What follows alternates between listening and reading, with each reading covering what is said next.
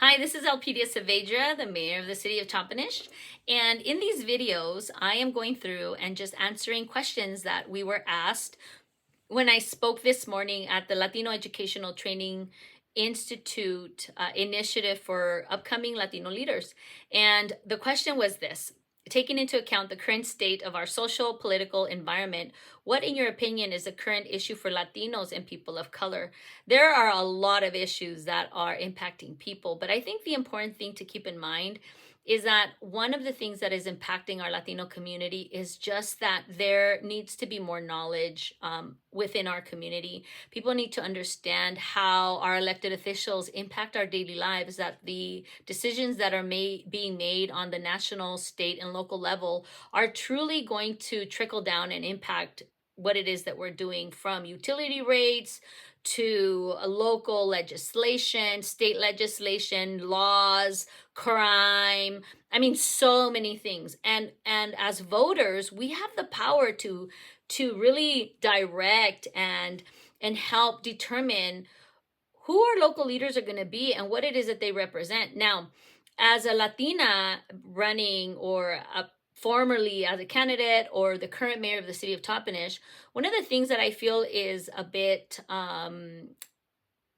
hindering for our Latino community is that not enough of the Latinos are involved. Within our community, there is over 70% of Latinos in our city, and within our county, there is just over 50%. And we need to understand that because we are such a big community, at least here locally, we do have some power to be able to help direct the way the decisions are being made on the political level. But if we are not involved, if we're not informed, then we're really going to be missing out on having that influence. Another thing we need to understand is that, it's great to have an identity, but we should never allow it to become divisive.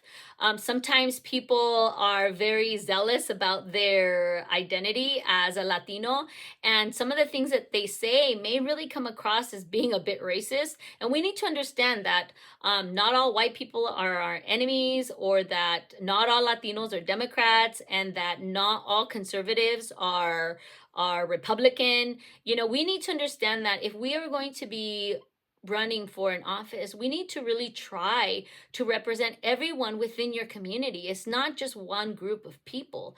Yes, it's great to have representation, which I absolutely love. And I want the Latinos to have a seat at the leadership table. We deserve that. And if we have a community in which it's 70% Latinos, and or 50%, I mean, we're a pretty big community here, then we should have a seat at the leadership table. But how are we going to do that if we are not choosing and voting and electing people that represent that community? We need to be willing to do that, to make space, to make room for people that are a little bit different than we are. I think it's important for us to understand that as public officials, we are not just there to represent our own personal values or political value.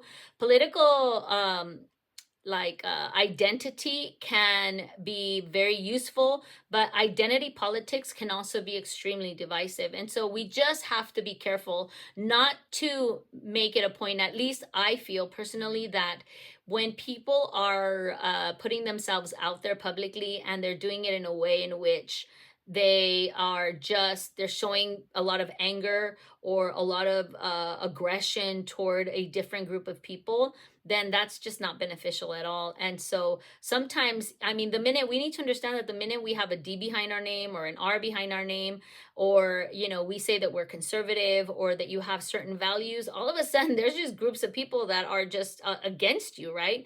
And it's good to be able to know your platforms, to have certain issues that are important to you, but at the same time, let's not make it something that's going to close us off just completely.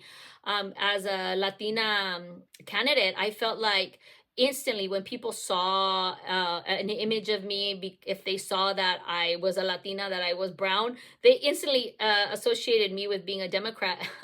and that's just not the case. I am a strong conservative. I believe in my conservative values. I am a woman of faith, and I'm not ashamed of that. But at the same time, I don't agree 100% with all of the things the Republicans are doing, and I also don't agree with a lot of the stuff the Democrats are doing. And so just trying to have a message that really my heart is just in it to serve the community and to try to find common ground with all the different people that the community is made up of, and that our country is made up of.